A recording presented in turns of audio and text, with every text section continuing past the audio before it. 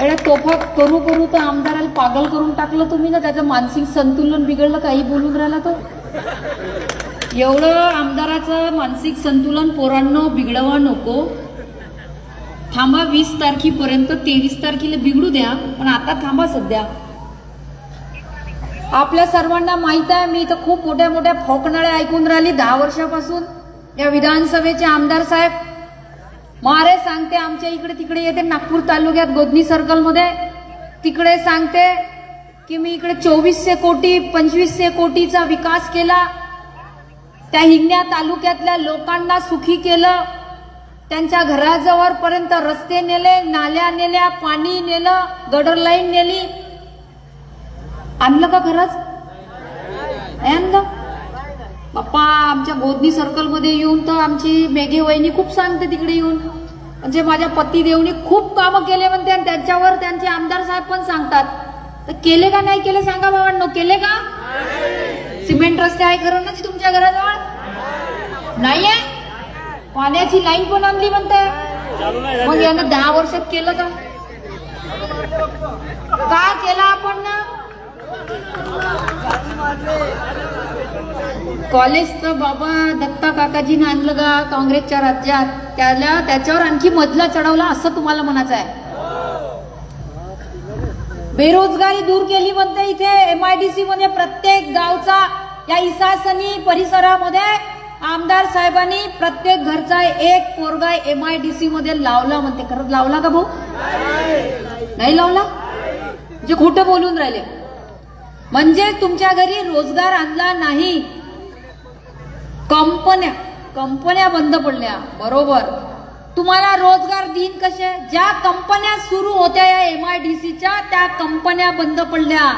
मागच्या 10 वर्षापासून आमदार इथे भाजपचा मुख्यमंत्री 2014 मध्ये भाजपचे 10 वर्षापासून एक मोदी नावाचा भामटा या देशात आला. तोही 10 वर्षापासून तिथे बसला. हे सगळे भाजपचे लोक बसताना हिंगण्याच्या MIDC बंद पडल्या. म्हणजे ही शोकांतिका आणि शर्मची गोष्ट आहे या भाजपच्या आमदारासाठी. जेव्हा जेव्हा निवडणूक येते, कधी उपमुख्यमंत्र्याला आणते, कधी मुख्यमंत्र्याला आणते. कायसाठी आणते? तर स्वतःच्या प्रचारासाठी आणते. अगा भावा समीर भाऊ, जर तू ह्या उपमुख्यमंत्री आणि मुख्यमंत्र्याला ह्या MIDC बंद पडल्यात ह्या दाखवासाठी आणल्या असत्या का नाही, या ईशान्येच्या लोकांनी तुझं स्वागत केलं असतं. त्याच्यासाठी आणले का यांनी? या रोड शो करायसाठी आणते, स्वतःचा प्रचार करायसाठी आणते. पण या ठिकाणी गोरगरीब लोकांच्या समस्या ऐकण्यासाठी उपमुख्यमंत्र्याची या ठिकाणी सभा झाली का हे सांगा. पण आता झाली असेल, कमळाला वोट द्या म्हणून. झाली की नाही झाली? मारे सांगून राहिले ओवापोव करून की लाडकी बहीण योजना आणली, लाडकी बहीण योजना आणली. किती पैसे दिले हो बहिणींना तुम्हाला? 1500 रुपये. आणि सांगा नाही खूप मोठ्या मोठ्या गोष्टी की मी आमची लाडकी बहीण आणली. चला ठीक आहे, धन्यवाद तुमचे की लाडकी बहीण आठवली तर सही. पण 10 वर्षा अगोदर तुम्हाला लाडकी बहीण काऊन नाही आठवली हा आरोप आहे. आताच काऊन 2 महिन्याच्या अगोदर तुम्हाला लाडकी बहीण एवढी प्यारी होती तर 10 वर्षापासून तुमचा मोदी तिथे बसलाय. सांगितलं होतं त्यांनी 2014ला कि मैं आऊंगा और सबके खाते में 15 लाख रुपए दिले का? 15 लाखाची गोष्ट केली ना, 1500वर आणून ठेवली. एवढे खोटारडे लोक आहे. बरं शरमही नाही लागत की 15 लाख देतो म्हणे तर कमीत कमी 15,000 तर देता मा बापा. नाही काय तर 3,000 तर देता. कमीत कमी एक तेलाचा डब्बा ना 5 किलो साखर तर आणलीच ती मा माऊलीनं. पण दिले 1500 रुपये. बरं दिले ते दिले. मारे मोठे मोठे बोर्ड लावले लाडकी बहिणीला 1500 रुपये. त्या बोर्डावर खर्च किती केला असेल? टीव्हीवर लाडकी बहीण, रेडिओवर लाडकी बहीण, पोस्टरवर लाडकी बहीण, पुस्तकात लाडकी बहीण. याच्यासाठी खर्च बहिणींना 200 करोड रुपये केले यांनी. किती हे नाही सांगत. आणि कुठून केले? तुमच्याच खिशातून. तुमच्या इथे येणाऱ्या हर वस्तूचा भाव पाहून घ्या. आता 20 रुपयाची साखर 45 वर करून टाकली. तेल किती महाग केलं त्यानं? किती केलं भाऊ? तो म्हणते 50 रुपये किलो तेल आहे म्हणते. आहे का तेल? 180 रुपये किलो तेल आहे. किती आहे जी? 300 150 रुपये किलो तेल आहे. साखर 20 रुपये किलो आहे म्हणते ना भाऊ आमदार. 45 रुपये किलो साखर. इलेक्ट्रिक बिल 2014च्या पहिले किती येत होतं, आता किती रे याच्यावर अजिबात बोलत नाही. तुमच्या घरी येणाऱ्या हर वस्तू माफ केल्या. मोदी साहेब आले होते, उज्ज्वला देतो उज्ज्वला देतो उज्ज्वला देतो. ते सिलेंडर तुमच्या घरी उज्ज्वलाच्या माध्यमातून देतो देतो म्हणाले आणि तुमच्या घरी 2 सिलेंडर होते, त्याच्यात 1 चोरून घेऊन गेले. त्याचे रेट पाहणं किती वाढले. 450चे सिलेंडर तुम्ही आतापर्यंत 1100 1150 पर्यंत घेत होत्या. आता काहीतरी निवडणूक आहे तर 100 रुपये 150 रुपये कमी केले. 190 रुपये 890 रुपयाचं सिलेंडर आता तुम्ही घेत आहे. इलेक्शन झालं का पुन्हा 1200 होणार आहे. होणार आहे, लिहून घ्या तुम्ही. पण असं होईल नाही, कारण महाराष्ट्रामध्ये महाविकास आघाडीची सरकार येणार म्हणजे येणार. काय सांगत होते की जे लाडकी बहीण, ज्या बाया लाडकी बहिणीचे पैसे उचलत असेल आणि त्या काँग्रेसच्या प्रचाराच्या सभेत जात असेल तर त्याच्या फोटोवा काढा म्हणे. तुमच्या बापाचा राज आहे का फोटोवा काढा बायाच्या? बाबासाहेब आंबेडकरांनी संविधानामध्ये लिहिलेलं आहे आणि संविधान आहे की कुठल्याही महिलेचा फोटो काढत असताना तिच्या परवानगीशिवाय तुम्ही तिचा फोटो काढू शकत नाही आणि व्हायरल करू शकत नाही. एखाद्या बाईचा फोटो काढला तर सांगा मला. मायावर लय केसेस आहे बायांनो. महिलांना कोणाला न्याय देण्यासाठी 1 केस लागली तर काही गरज, मला काही फरक नाही पडणार. पण कोण्या महिलेचा असा चुकीनं फोटो काढून व्हायरल करत असेल तर आपण त्यांना धडा शिकवल्याशिवाय राहू नये. 1500 रुपये दिले तर काय उपकार केले का आमच्या महिलांवर? आणि अशा धमक्या देत असेल तर तुमच्या धमक्याला अजिबात भ्या नको.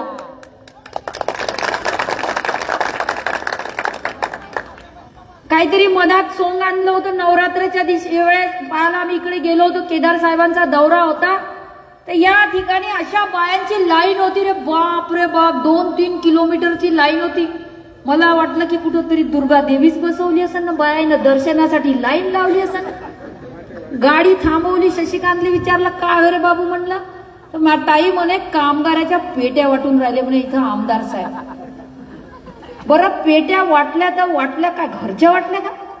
सरकारी पेट्या होत्या त्या, सरकारी कामगारासाठी. अरे ज्या पेट्या वाटल्या तर ठीक आहे वाटल्या. मग तुम्ही 10 वर्ष अगोदर आमदार होते ना, 10 वर्षापासून, तेव्हा का नाही वाटल्या?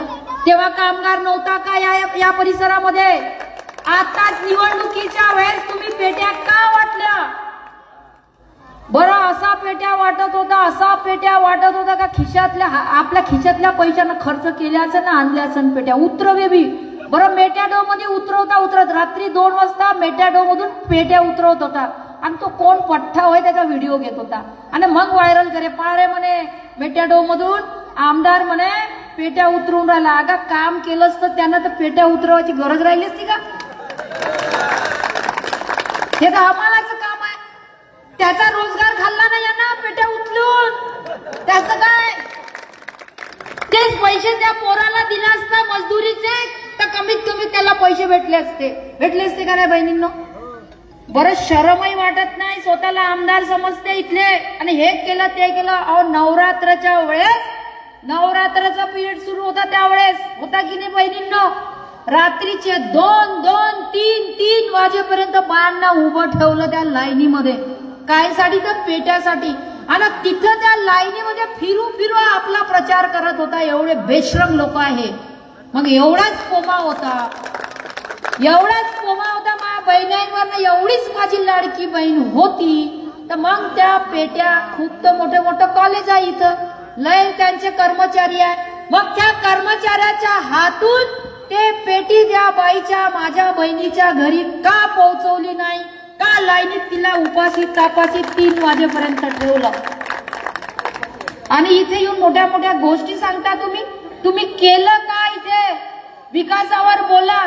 अहो एका छोट्याशा परिवारातला पोरगा आहे तो. इकडे रे बापू शशिका इथे. याचं नाव काय भाऊ? काय आहे? शशिकांत थोटे. तुम्हाला माहित आहे पण 10 वर्षापासून या ठिकाणचा नेतृत्व करणाऱ्या आमदाराला एका सामान्य कार्यकर्त्याचं नाव माहित नसेल तर शरम आहे मला. आणि त्यांनी तुमच्यासारखी लुबाडीपणा केली नाही. लुबाडीपणा केली नाही. सामान्य परिवारातला पोरगा आहे तो. तो सांगून राहिला की मी टँकर कुठून पाठवले.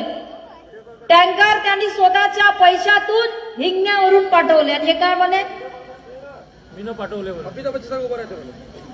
तो तर राहते तरी तू तो ठेवी नाही राहत ना. तू तर गायब राहते. तो त्याच्यात तेवढी हिंमत आहे का अमिताभ बच्चन सारखा उभा तरी राहते. अरे तू तर असरानी सारखा उभा नाही राहायचा.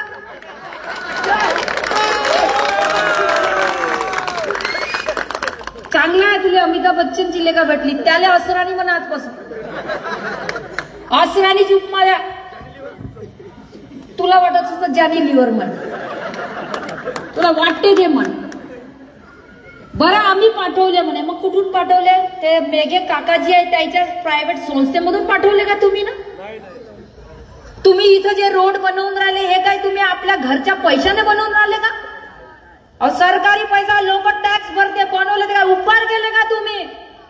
जे लोकांना सांगते की मी हे केलं ते केलं तर नाही. पण एखादा केला असं गलतीनं रस्ता तुम्ही केला का? लोक टॅक्स भरतात. तो रस्ता करणं आवश्यक आहे. कोणाची सरकार राहो त्या जनतेच्या विकासासाठी पैसे देणं आवश्यक आहे म्हणून ते लोक देतात. उपकार नाही आहे तुमचे. आणि उपकाराची भाषा बोला नको. आणि राहिलं काय म्हणत होते की त्याचं तोंड फोडा. मी या ठिकाणी माझा आवाज जिथपर्यंत जात असेल की नाही तिथपर्यंत ऐकून घ्या. भाजपच्या कार्यकर्त्याला आवर्जून सांगेल हे जे तुमचे आमदार आहे हे सत्तेचे भुकेले आहे. कधी या पक्षात कधी त्या पक्षात तुमचा उपयोग करून घेऊन राहिले. आणि तुम्हाला काय म्हणे त्याला द्या त्याच्यात काय म्हणे रे थोबाडीत द्या म्हणे. पोलीस स्टेशन पळून घेऊन. तुझ्या बापाची पोलीस स्टेशन आहे का? पोलीस तुमच्या गुंडागर्दी करायसाठी आहे का? आणि थोपकाळात मारायचे असेल तर मी इथेच खबरदार सांगते आपल्या भाजपच्या कार्यकर्त्यांना तुम्ही हातामध्ये यांच्या म्हटल्यावर शस्त्र घ्या नको. आणि आमदार साहेब कुंदाराव त्याची बहीण या ठिकाणी आलेली आहेत. जर तुम्हाला असं वाटतंय की शशिकांतच्या थोबाड्यामध्ये मारावं मग तुमच्यामध्ये एवढी हिंमत असेल तर इथं या इसासनीमध्ये वाघधाऱ्याच्या इथे जिथं सभा आहे आणि तुम्ही स्वतः त्याच्या थोबाडीत एक मारून दाखवा. त्याच्यानंतर मग आमचा तमाशा पहा.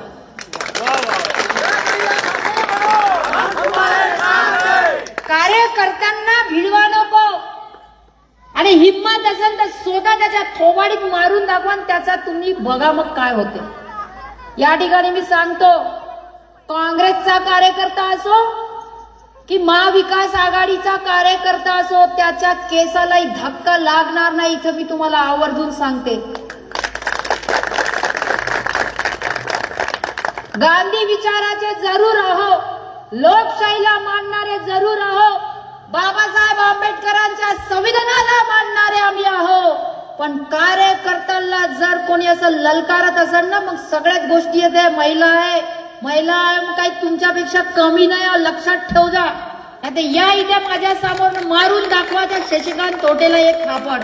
मग दाखवतो तुम्हाला तुमच्यामध्ये जोर असेल तर. कार्यकर्त्यांना भिडवता. कार्यकर्त्यांना सांगता तिला थोबाडीत मारा म्हणून. कार्यकर्त्याला कसा मानता तुम्ही या इथे मारून दाखवा हिंमत असेल तर. आणि काय म्हणत होते की राहुल का कुठले ऑलिम्पिक इथच्या लोकांना ऑलिम्पिक नाही समजत. गरीब बुधे लोक राहतात तिथे. ऑलिम्पिकची भाषा करा नको. ऑलिम्पिक म्हणे तिथे काय स्पर्धा भरवल्या त्या राहुल गांधी सगळ्यात जास्त यायची टीम आणि राहुल गांधी खोटं बोलते म्हणे. अरे मा देवा तुझा जन्मही राहुल गांधीच्या पार्टीमध्ये झाला ना. हे कशाला विसरता की तुमचे वडील काँग्रेस पक्षामध्ये होते आणि काँग्रेस पक्षाच्या भरोशावर एवढं मोठं साम्राज्य उभं केलं, नाही तर तुमच्या या वडिलांचा इतिहास सांगा. LIC एजंट होते दत्ता काकाजी, LIC एजंट. आणि एक LIC एजंट एवढ्या मोठ्या दवाखान्याचे ना हॉस्पिटलचे ना कॉलेजेसचे मालिक होऊ शकते का? आणि तुम्ही सांगता राहुल गांधी खोटारडा आहे म्हणून. मग खोटारडा आहे राहुल गांधी, त्याची पार्टी खोटारडी आहे, त्याचे कार्यकर्ते खोटारडे आहे, तर त्यांच्या पार्टीच्या भरोशावर जे जे मालमत्ता तुम्ही न कमवली आहे ते वापस करा. पहिले वापस करा. राहुल गांधीची मालमत्ता वापस करा. आणि त्याची मालमत्ता वापस गेली का नाही तर शशिकांत थोटेजवळ थोडी गाडी आहे बसासाठी, त्याजवळ थेई नाही राहणार.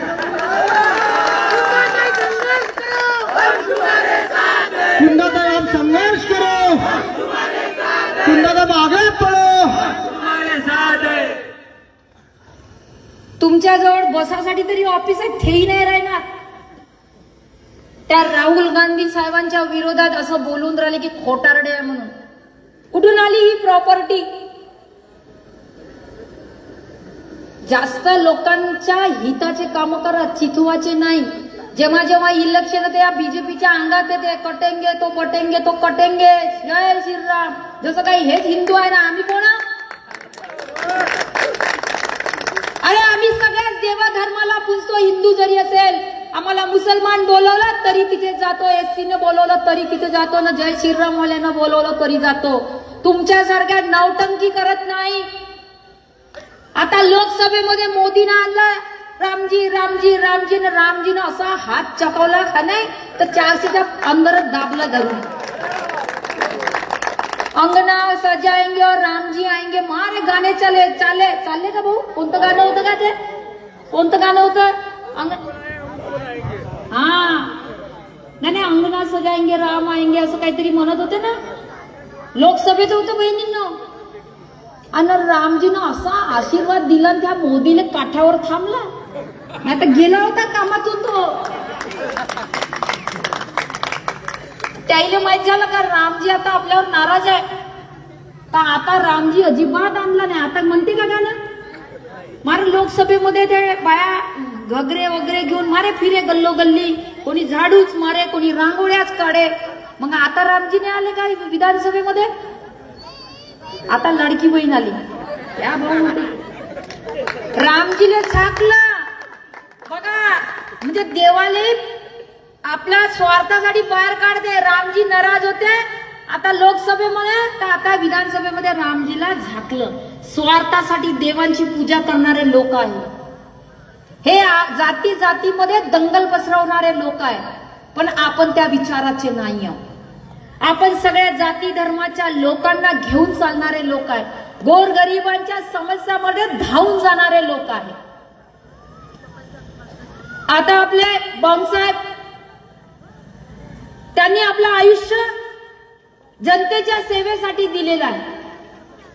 म्हणून विनंती करते की त्यांच्या तुतारी वाजवणाऱ्या माणसाला जास्तीत जास्त मतदान या ठिकाणी होईल एवढा मला विश्वास आहे. आहे का विश्वास? देता का काही? आता एवढ्या दुरून आली मारे गोष्टी, माझ्या गळा बी कोरडा कोरडा होऊन राहिला ना. मग आमदार मग म्हणून 20 तारखेला 23 तारखेला मारे कुंदा काही आली होती म्हणून का करून गेली म्हणून इथून. अशी पाळी येऊ नको त्याच्या बहिणींनो. 99% सांगता येत नाही तुतारी ना. पण आता काही लोकांनी सांगितलं की ताई आता वातावरण बिलकुल तुतारीचंच आहे म्हणे इकडं. पण म्हणे आता 18 तारखेपासून इकडे मटण सुरू होईल म्हणे. बरी गोष्ट आहे ना. पहा भावांनो, माझ्या बहिणी मटण खात नाही, माझ्या बाया मटण खाणाऱ्या नाही आहे. आहो का बाई? आपण नाही आहो. तुमचा प्रॉब्लेम आहे मटण खाणाऱ्या भावांनो. पण मी तुम्हाला सांगते, हे जे मटण बीजेपी वाले कापते का नाही बकरे, नाही कसाई तर आहे ते तर लोकांनी कापून राहिले म्हणजे मायगाई ना.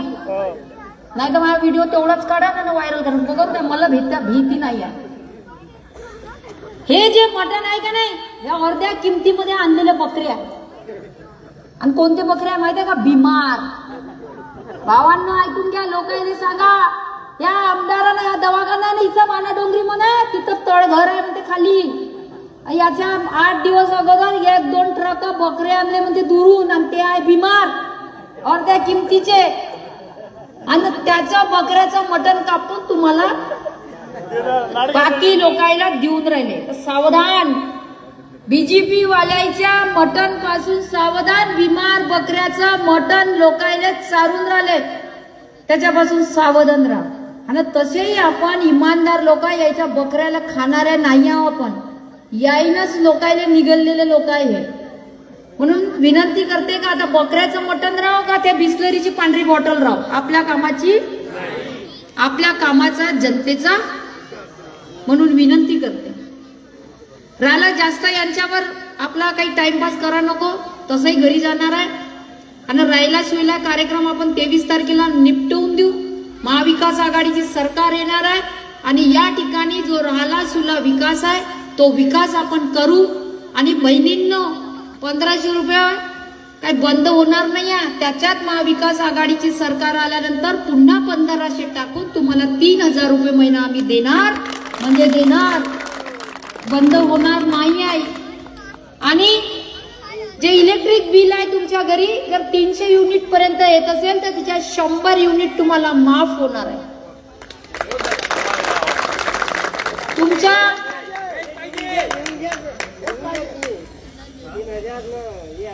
गॅरंटी कार्ड आहे ना, यायचे ठोकणारा कार्यक्रम कुठे आहे? गॅरंटी कार्यक्रम आहे आपला. नाही तर 15 लाख देतो म्हणून 1500 दिले बायाच्या हातावर. त्याच्यानंतर शेतकरी तुमचे आई वडील असेल, काका काकू असेल, त्यांच्या शेतीच्या मालाला भाव मिळेल आणि त्यांचं 3 लाखापर्यंत कर्जमाफी होईल म्हणजे होईल. या मोदी डोमे नागासारखा वर बसलाय यानं अजिबात शेतकऱ्याचं कर्ज 10 वर्षात माफ केलं नाही. पण 2.5 वर्ष आपली महाविकास आघाडीची सरकार होती तेव्हा केलं. जेव्हा केंद्रात आपली सरकार होती तेव्हाही शेतकऱ्याचं कर्जमाफी केलं ना. आता महाविकास आघाडीची सरकार येणार तेव्हा पण करणार आहोत. ज्या लोकांच्या सुशिक्षित बेरोजगार पोरं आहे त्याच्या हाताला काम नसेल तर त्या पोराला जोपर्यंत काम मिळणार नाही तोपर्यंत त्याच्या खात्यात 4000 रुपये मानधन येणार, ही गॅरंटी आहे. जो कोणी गोरगरीब असेल त्याला आरोग्यामध्ये कधी तर देव करो त्याला प्रॉब्लेम होऊ नये, त्याला बिमारी होऊ नये, पण झाली असेल तर तुम्हाला 25 लाखापर्यंत मोफत आरोग्याचं तुम्हाला इलाज होणार आहे. हे आरोग्य विमा सुद्धा तुम्हाला महाविकास आघाडी काढून देणार आहे. एसटीचा प्रवास बहिणींना पूर्ण महाराष्ट्रामध्ये फ्री आहे. याचे आम्ही बोर्ड लावू नये आणि आम्ही नामकरण बदलवू नये आणि 200 कोटी खर्च करू नये. आम्ही जो शब्द आता दिला तोच पाळू, हे या ठिकाणी आवर्जून सांगते. नाही तर काही लोक खूप मोठ्या मोठ्या वर्क करते ना, हे दिलं ते दिलं. पण ही जी गॅरंटी कार्ड आहे हे महाविकास आघाडीची गॅरंटी कार्ड आहे. महाविकास आघाडीची सरकार बसणार आहे. फक्त आपल्याला एकच की या विधानसभेमधून आपले बंगसाहेब यांना निवडून द्यायचं आहे आणि त्यांचे हात मजबूत करायचे आहे. आता त्यांचं वय जरी काही लोक म्हणतात बंगसाहेबांचं वय काय आहे, काम करण का नाही, काम करासाठी वय नसते. तुमची मानसिकता असते का लोकांचं काम कसं करावं, जिद्द असते आणि ती मानसिकता आणि ती जिद्द बंगसाहेबांमध्ये आहे. म्हणून तुम्हाला विनंती करते. आणि हे बोगस मतदान आहे ना भाऊ, त्याचा कार्यक्रम ठेवलेला केदार साहेबांनी. त्याचा बोगस मतदान जर कोणी आला बूथवर तर त्याचा कार्यक्रम होणार आहे. आणि तो कोणता कार्यक्रम होईल तो बूथच्या दिवशी दिसेल. मी सांगून देतो, एखाद्या इथे असन कोणी भाऊ त्याचं गलतीनं आमदार साहेबांना नाव टाकलं असन बोगस मध्ये, तू बूथवर जाजो नको आणि या आमदाराच्या भानगडीत पडजो नको. कारण की आतापर्यंत बोगस मतदानाच्याच भरोशावर हा आमदार निवडून आलेला आहे. कारण की हिंगण्याचे लोक यांना पसंतच करत नाही आणि केले असते तर एवढे लोक या ठिकाणी शशिकांतच्या हातावर आले नसते. एक सामान्य परिवारातल्या पोराच्या आले असते का? आणि जो काही विकास आहे तुमच्या या इसासनीचा नागपूर जिल्हा परिषदच्या माध्यमातून आमचेही पैसे थांबवून ठेवले ना भाऊ. येईनच. आणि हा आमचे पैसे जे जिल्हा परिषदच्या हक्काचे पैसे आहे हे थांबवून ठेवले पालकमंत्र्यांनी आणि आपल्या आमदारांना देते ना हे भाऊ इकडे बोर्ड लावते अर्धे अंदर बाकी रोडवर असा कार्यक्रम सुरू आहे. पण महाविकास आघाडीची सरकार आल्यावर नक्कीच या परिसरातला आम्ही टप्प्याटप्प्याने यायच्यासारखं असं नाही का मतदान मागायला आलं तर उद्यापासून 23 तारीख निघली का 24 तारखेपासून रस्ते सुरू करीन असं नाही म्हणायचं आहे. टप्प्याटप्प्याने विकास कामं या परिसरातल्या नक्कीच होईल हा विश्वास देतो. आणि पुन्हा सांगतो की महाविकास आघाडीच्या कार्यकर्त्याला केसालाही धक्का लागणार नाही आणि ज्या दिवशी यांनी असं कारस्थान केलं त्यांचे परिणाम यांना भोगावे लागेल एवढंच या प्रसंगी सांगते. इथेच थांबते. जय हिंद जय महाराष्ट्र. कुंदाताई आगे बढ़ो, हम तुम्हारे साथ हैं. कुंदाताई आगे बढ़ो. धन्यवाद.